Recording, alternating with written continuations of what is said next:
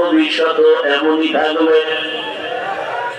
মানুষ টাকা দিয়া সম্মান কিনে, বিনিময়ে পরে পায় জুতা। আর আমার মাওলার দেওয়া সম্মান চেয়ারম্যানের চেয়ারের মেয়াদ শেষ, কিন্তু কোরআন ওয়ালা যেই চেয়ারে বসছে এই চেয়ারে কোনো মেয়াদই নাই। আছে কোনো মেয়াদ? এই সম্মান টাকা দিয়ে কেনা? কে দিছেন? আল্লাহ দিছেন। বাংলাদেশে যত ঝামেলা দেখতেছে একমাত্র কারণ আলেমদের সাথে বেয়াদবি করার ফলাফল। এলমেরা এজাজু করদান বেহেসা খলকেরা দাদান জওয়াবে বাসওয়াব আপনা দারাত দোস্তে খলকা জারেরা মিস্তে ই খসলত একে দিনদারেরা। খারাপ লাগে? কপাল আমারটা খারাপ।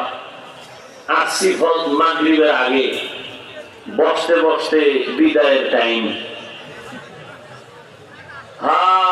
আল্লাহ সবাইকে কবুল করে। আর 5 মিনিট টাইম আছে আমার নির্দিষ্ট টাইমে। আমরাও কথায় তো আমরা চলি না। এতক্ষণ মর্যাদার বয়ান করি মানে কি আপনাদের গোলাম হয়ে চলুন? হ্যাঁ না, আলেমের কথায় আপনারা চলবেন, আলেমের অল্প কথা মানবেন বরকত। কিয়ামতের দিন শুধু আলেমের কথা মানছেন, খোদার কসম এই এতটুকুই জান্নাতে নিয়ে যাবে। আপনার এক রাত আমার 12 মাস,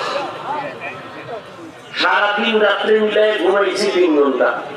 একটা মানুষ টাইম মতো ঘুম যদি না যায় তার কথার ব্যালেন্স ঠিক থাকে না। আল্লাহ দয়া, এখান থেকে বহু দূর যেতে হবে, সেখানে বয়ান করে আবার ঢাকা যেতে হবে। তো যতটুকু পারলাম, মাওলা যতটুকু বলান বাজেট করবেন অতটুকুই। বয়ান হেদায়েতের মালিক না, হাফিজুর রহমান হেদায়েতের চাবি নিয়ে বসে নাই। হেদায়েতের চাবি কার হাতে? আল্লাহ। নবীজি যার চেহারা একবার দেখলে মুহাব্বতে জাহান্নাম হারাম, যেই নবীর চেহারার দিকে মুহাব্বতের নজর দিলে পেটের ক্ষুধা থাকে না, সেই নবীকে 13 বছর দেখলো। রহমতের নবীর বয়ান সামনে বসে শুনছে, কিন্তু জীবনে কালেমা পড়ে নাই। এর নাম কপাল। আর অন্যদিকে 27 বছরের যুবক তরবারি নিয়ে যায় আমার নবীকে জবাই করার জন্য। নবীর চেহারা দেখে তরবারি ফালায় কয়, নবী তরবারি দিয়া আমার কল্লা কেটে দেন, তবে আগে কালেমার রশি লাগায় দেন। 13 বছর বয়স শুইনো কালেমা পড়ে না, এরকম বেঈমানকে অন্যায় কেন? আর 27 বছরে গিয়া নবীকে জবাই করতে গিয়া কালেমা পড়িয়া মুসলমানকে। 27 বছরের যুবক হযরত ওমর তরবারি নিয়ে দাঁড়ায় গেল বাইতুল্লাহর পাশে, হাতিমে কাবা। চিল্লায় বলে, এই মুশরিকের দল, মুহাম্মদের বিরুদ্ধে কথা বললে আমার সামনে দাঁড়া। মুহাম্মদের প্রয়োজন নাই, আমার তরবারি যথেষ্ট। এই ওমর নবীর ছোঁয়া পাইয়া, নবীর আদর্শ নিয়া এত দামি যে ওমর রাস্তা দিয়ে চলে, শয়তান ওই রাস্তায় চলে না। কত পাওয়ার ওমরের! কে দান করেছেন? রহমতের নবীর ছোঁয়া পেয়েছেন এই ওমর। ওয়ার্দজাহানের খলিফা খেলাফতের চেয়ারে বসে আছেন। রোম সম্রাট কয়, ওমরের এত নাম ডাক কেন? গিয়া দেখ গোয়েন্দারা ওমরের বডিগার্ড কতজন, সিকিউরিটি গার্ড আছে কতজন। গোয়েন্দারা রিপোর্ট দেয়, অর্ধজাহানের খলিফা ওমর চলাফেরা করে, সাথে কোনো গার্ড নাই, একা একা চলে। আর আছে জিন্দগি মে বন্দগি তু কার নাহি,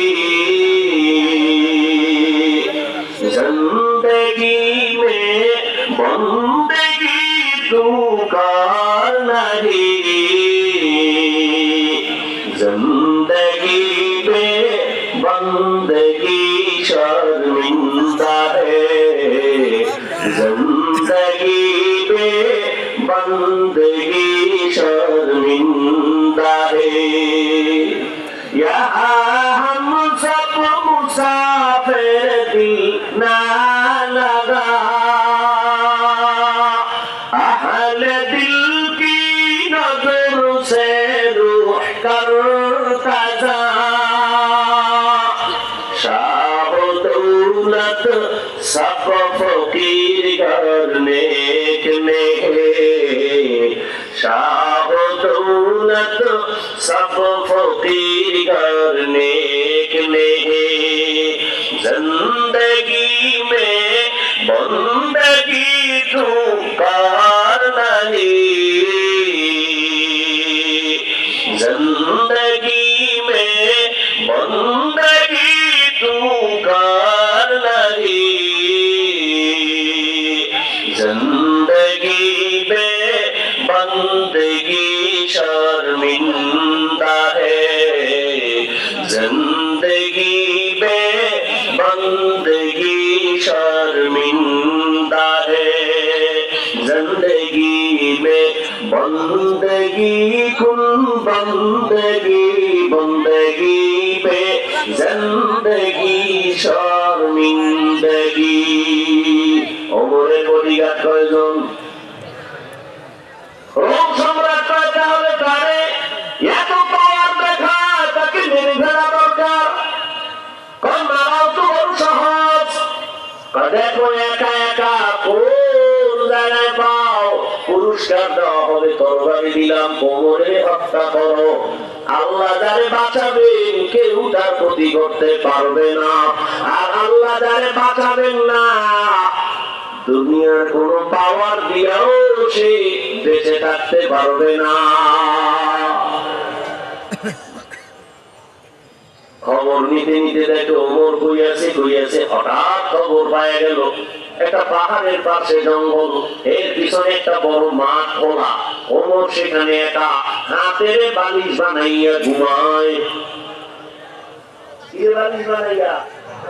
হাতের বালিশ বানায় ঘুমায় ওমরের এই খবর পাইয়া তরবারি নিয়ে শত্রু রওনা এই সুযোগ হাতছাড়া করা যাবে না তরবারি যাইয়া ওই দুশমন ওমরের হাতটার নিয়তে তরবারিটা খাম থেকে বের করেছে বের কইরা ময়দানের পাশে দাঁড়ায় ভাবতেছে একবার মন বলে আগা তিনবার বলে কেমনে আগাবি ভয় অন্তরের মধ্যে ভয় আসতেছে ভয় আর ভয় এইবার এক কদম যায় আবার দাঁড়ায় আবার যায় আবার দাঁড়ায় যেতে যেতে দীর্ঘ সময় ওই ওমরের আর একটু বাকি মাঝামাঝি যায় আর একটু হঠাৎ যখন ওমরের কাছে গেছে হযরত ওমর তো চোখ বন্ধ ঘুমায় দেখে ওমর একা ঘুমায় না জঙ্গলের একটা বাঘ ওমরের পাহারা দেয়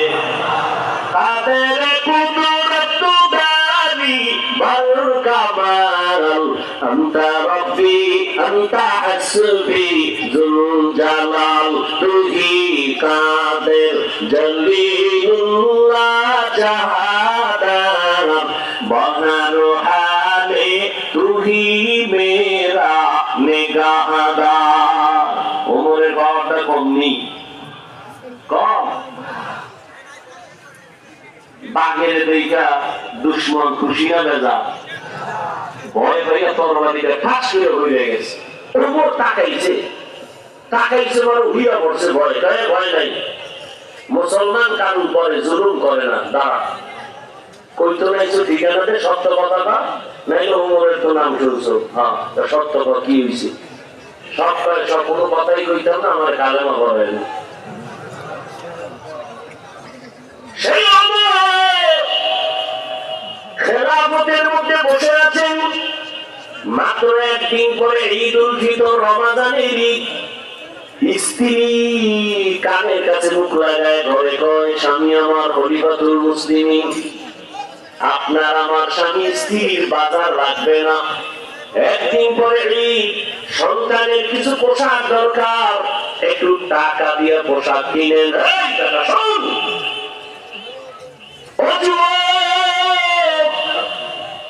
তুমিও তো সে অমরের উত্তরসূরি যুবক, নাকে তেল লাগায় ঘুমাও, দেশ স্বাধীন হয়ে গেছে।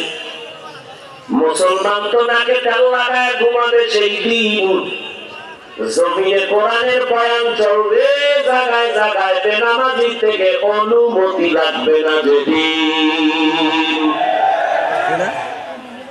ঢাকা শহরে মহিলা এরা সাংবাদিক সম্মেলন করে আর কয় আমরা এতদিন দেহ ব্যবসা করে খাইতাম, আমগো অধিকার আবার ফেরত চাই।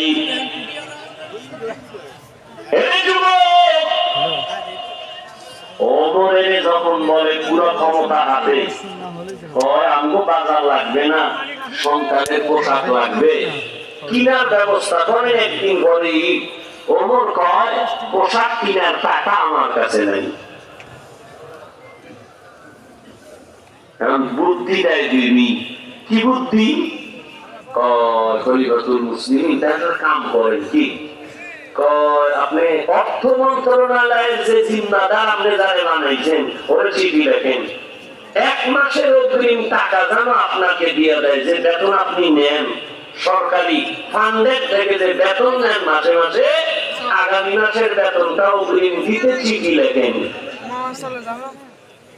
বিবির কথা শুই না, অর্ধজাহানের খলিফা যারে শয়তানে ভয় পায়, এই চিঠি লিখতেছে অর্থ মন্ত্রণালয়ের জিম্মাদার আবু ওবায়দা ইবনুল জাররাহ। চিঠি লিখছে, আবু ওবায়দা 1 মাসের অগ্রিম বেতন আমি ওমরকে দাও। বার্তা বাহক চিঠি নিয়ে চলে গেল আবু ওবায়দা ইবনুল জাররাহ দরবারে। আবু ওবায়দা চিঠি দেখা চোখের পানি ছেড়ে কাঁদতেছেন। এরপরে আবার তিনি উল্টা একটা চিঠি লিখলেন ওমরের দরবারে, খলিফাতুল মুসলিমিন 1 মাসের অগ্রিম বেতন আমি দেব, তবে আমার 2টা প্রশ্নের জবাব দেওয়া লাগবে আগে। লেখা চিঠিটা দিয়ে দিছে, যাও করবা না, আমানতের খেয়ানত করবা না, ওমরের কাছে দিও। ওমর চিঠি পাইয়া এবার হাউমাউ করে কান্না করে। 2 প্রশ্নের প্রথম, ও খলিফাতুল মুসলিমিন, আপনি অর্ডার দিলে তো আমি দিতে তৈয়ার, কারণ আমি আপনার অধীনে চাকরি করি। কিন্তু আমার প্রশ্ন হলো, আপনি যে 1 মাসের অগ্রিম বেতন নিতে চান, আমাকে আগে গ্যারান্টি দেন আগামী 1 মাস বাঁচবেন কিনা। আগামী 1 মাস বাঁচার গ্যারান্টি আছে কিনা আমাকে বলেন। দ্বিতীয় প্রশ্ন, আপনি যে আগামী 1 মাসের বেতন চাইতেছেন, খলিফাতুল মুসলিমিন আপনার ক্ষমতায় আছেন, আগামী 1 মাস আপনার ক্ষমতা জনগণে রাখবেনি গ্যারান্টি? জনগণে কি আপনাকে আগামী মাস রাখবে কিনা, নাকি জহুরের আগে আবার দৌড় দিতে হবে?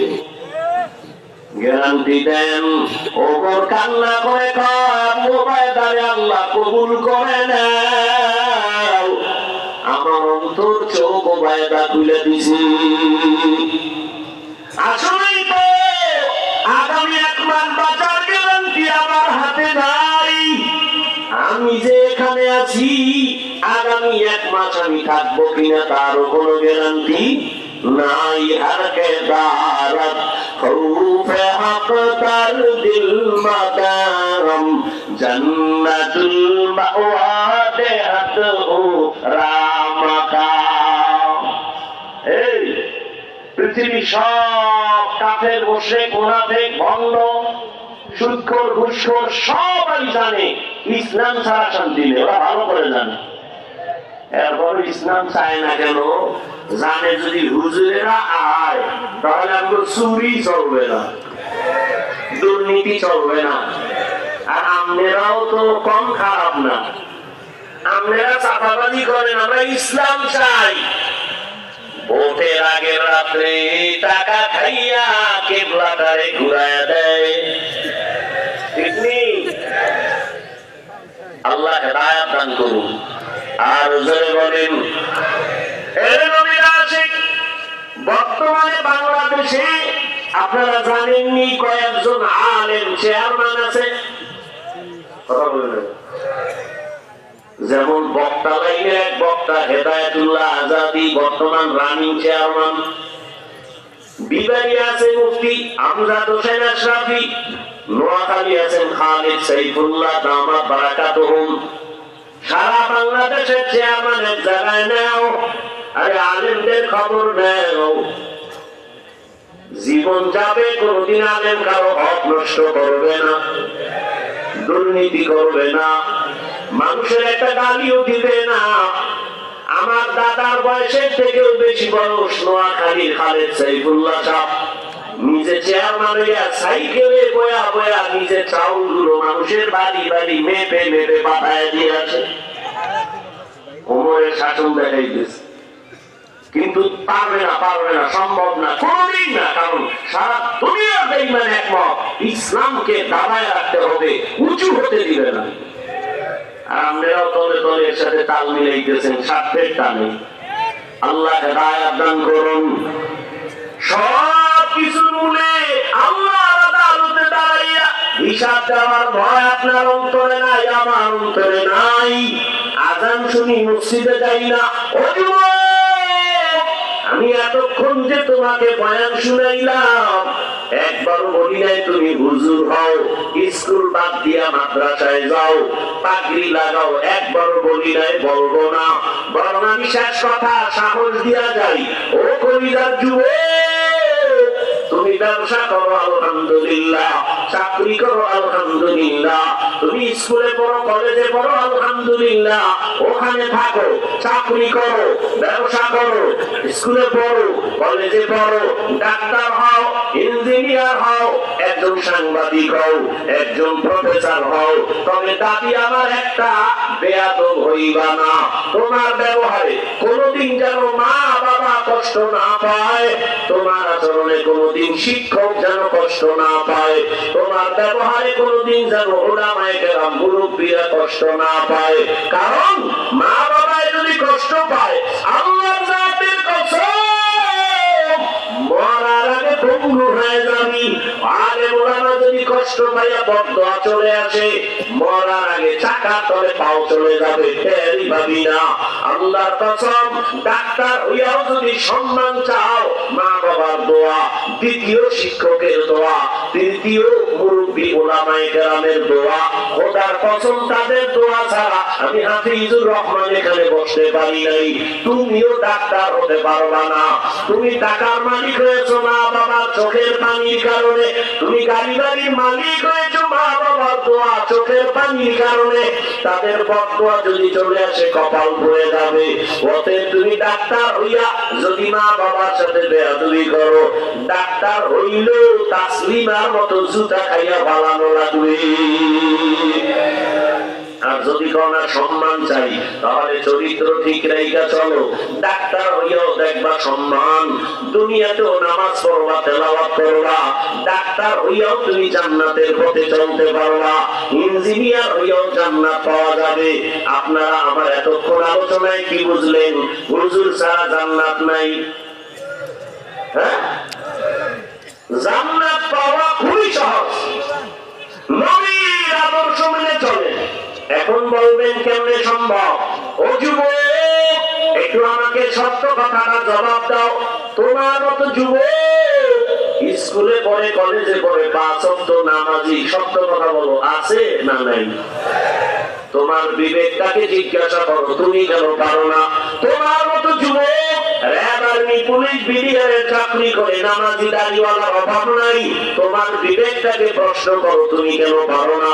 তোমার মতো যুবক রাস্তায় গাড়ি চালায়, নামাজ ছাড়ে না, বলো বাবা তুমি কেন পারো না?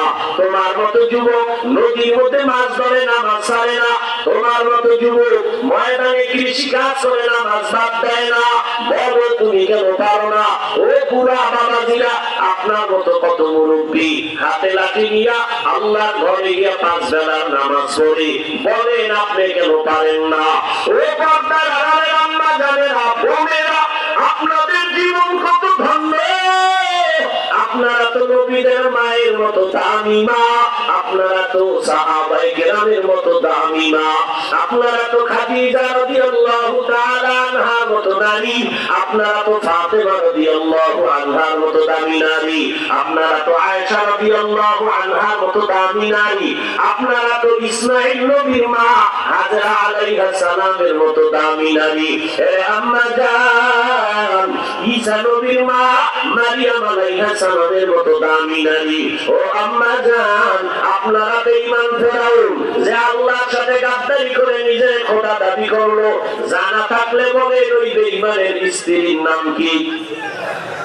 ফেরাউনের মতো বেঈমানের ঘরে থাইকা এত টাকা ক্ষমতা, কিন্তু আসিয়া আমার মা ওনাকে এমন ভাবে রাজি করেছেন। রহমতের নবী বলেন জান্নাতে আসিয়ার সাথে আমি মুহাম্মদের বিবাহ হবে। ও এলাকার মা বোনেরা, আপনার স্বামী তো ফেরাউনের থেকে খারাপ না। আপনার স্বামীকে কি আপনি ভাবতেন না নামাজের দাওয়াত দিতেন? নামাজ পড়লে যদি দোয়া করতেন, আল্লাহ আমার স্বামীরে তুমি দিনদার বানাও।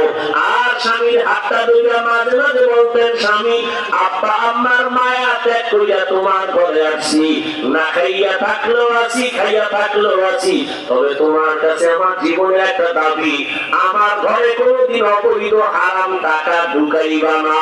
আমরা হারাম কামাই দিয়া আমাদের রক্ত নাপাক করবো না, সন্তানের রক্ত নাপাক করবো না। আম্মা জান যদি বুঝাইতে, কোন স্বামী জীবনে ঘরে হারাম অবৈধ সম্পদ ঢুকাইতে পারত না। এখনো সময় আছে, তওবা করেন। সন্তান আল্লাহ দান করছেন, একটা আদর্শ সন্তানের মা বাবা হয় কবরে যান।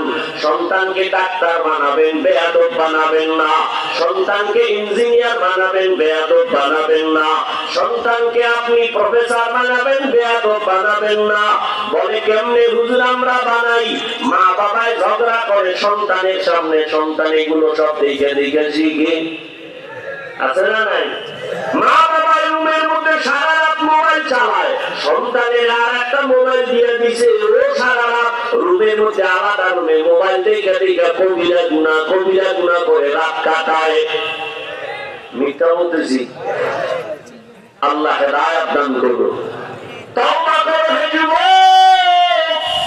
জীবনে আর নামাজ ছাড়বা না, বেপরদায় চলবা না, দাড়ি কাটবা না, মা বাবার সাথে বেয়াদবি করবা না, ওলামায়ে কেরামের দোয়া নিয়ে পরামর্শ নিয়ে নবীর তরিকা মেনে চলবা, মা বাবার দোয়া নিয়ে, শিক্ষকের দোয়া নিয়ে চলবা। ও পর্দার আম্মা জানেরা বোনেরা, আপনার মতো কত মা এখনো এলাকায় পাওয়া যাবে, স্বামীর মাল হেফাজত করে, মোবাইলে সময় নষ্ট করে না, নামাজ পড়ে, পর্দা ছাড়ে না। আম্মা জানেরা আপনারা তওবা করেন, যুবক বাবারাও তওবা করেন। মরিয়া জানে যাব, আর কোনদিন নামাজ ছাড়বো না, বেপরদায় চলবো না, মা বাবার সাথে বেয়াদবি করবো না, নবীর তরিকার বাইরে চলবো না। তওবা করার মতো যদি কারো অন্তর তৈরি হয়, মুনাফিকি না থাকে, খাঁটি তওবার নিয়ত যাদের আছে, দুটো হাত আল্লাহকে দেখাইয়া দেই, আয় আল্লাহ হাতগুলো কবুল করে নেন, তওবা কবুল করে নেন। আমাদের তওবার উপরে মজবুত হইয়া চলার মতো তৌফিক দান করেন, আমিন। আলহামদুলিল্লাহি রাব্বিল আলামিন, ওয়াসসালাতু ওয়াসসালামু আলা সাইয়্যিদিল আমবিয়া'i ওয়াল মুরসালিন ওয়া আলা আলিহি ওয়া আসহাবিহি আজমাইন। ইয়া আরহামার রাহিমিন, ইয়া আরহামার রাহিমিন, ইয়া আরহামার রাহিমিন, রব্বিরহামহুমা কামা রাব্বায়ানি সগীরা। আল্লাহুম্মা ইন্নাকা আফুউন কারীম তুহিব্বুল আফওয়া ফা'ফু আন্না। আল্লাহুম্মা ইন্না নাসআলুকা রিযাকা ওয়াল জান্নাহ ওয়া নাউযু বিকা মিন সাখাতিকা ওয়ান নার। ও দয়ার মালিক, গুনাহের বোঝা নিয়ে হাত তুলেছি, মেহেরবানি করে আমাদের জীবনের সব গুনাহগুলো মাফ করে দেন। আয় আল্লাহ মাহফিল কবুল করে নেন, আয়োজনকারীদের কবুল করে নেন, মাদ্রাসা কবুল করে নেন, মসজিদ কবুল করে নেন, এলাকাবাসীকে কবুল করে নেন, ঘরে ঘরে সুন্নতের বাতি জ্বালায় দেন, মা বোনদের আবেদা বানায় দেন, সন্তানগুলো নেককার বানায় দেন। আল্লাহ আয় আল্লাহ, যারা ব্যবসা করে, চাকরি করে, রুজিতে বরকত বাড়ায় দেন, অভাব দূর করেন, ঋণ আদায়ের ব্যবস্থা করেন, হারাম থেকে হেফাজত করেন। আল্লাহ সারা দুনিয়াবাসীকে মাফ করে দেন, বাংলাদেশ শান্তির দেশ বানায় দেন, জালিমদের জুলুম থেকে হেফাজত করেন, পরস্পরে হিংসা দূর করে মহব্বত বাড়ায় দেন, মা বোনদের আবেদা বানায় দেন, সন্তানগুলো নেককার বানায় দেন, যারা পরীক্ষার্থী লেখাপড়া করে কামিয়াবি দান করেন, আমার কলিজার প্রত্যেকটা যুবকের দিনের খাদেম বানায় দেন, মোবাইলের গুনাহের থেকে হেফাজত করেন, মা বাবার আদোওয়ালা সন্তান বানায় দেন, শিক্ষকের আদোওয়ালা ছাত্র বানায় দেন। আয় আল্লাহ, উলামায়ে কেরামের বিজয় দান করেন, ইজ্জতের হেফাজত করেন, চলার পথে হেফাজত করেন। আয় আল্লাহ, আওয়াজে কথায় রুহানিয়তে স্পষ্টতা বাড়ায় দেন। আয় আল্লাহ, আমাদের জান মাল আর পরিবার হেফাজত করেন, নিরাপদে গন্তব্যে পৌঁছার তৌফিক দান করেন, নবীজির সুন্নাতওয়ালা জিন্দেগি দান করেন। আয় আল্লাহ, পাঁচ ওয়াক্ত নামাজি বানায় দেন, গুনাহের প্রতি ঘৃণা জমায় দেন। আমরা যারা হাত তুলেছি, জানি না কার মা নাই, কার বাবাও নাই, অন্ধকার কবর থেকে দোয়ার অপেক্ষায় সবার কবর জান্নাত বানায় দেন। যারা বেঁচে আছেন হায়াত বাড়ায় দেন, যারা অসুস্থ কুদরতের দ্বারা আয় আল্লাহ আমাদের সুস্থতার নিয়ামত বাড়ায় দেন। সারা দুনিয়ায় কুদরতের দ্বারা খেদমতের জন্য কবুল করে নেন, হালাল বরকতি রিজিক দান করেন, মুখালিফের মুওয়াফিক বানায় দেন। আয় আল্লাহ, মিথ্যা মামলা থেকে কুদরতের দ্বারা ইজ্জতের সাথে মুক্তির ব্যবস্থা করে দেন, দিলের নেক আশা পূরণ করে দেন। নবীজির মুহাব্বতে আমাদের সকলের দোয়া মুনাজাত কবুল করে নেন। সাল্লাল্লাহু তাআলা আলা খায়রি খালকিহি মুহাম্মাদিন ওয়া আলা আলিহি ওয়া আসহাবিহি আজমাইন। আমিন আমিন আমিন বিরহমাতিকা ইয়া আরহামার রাহিমিন। কেউ সাক্ষাৎ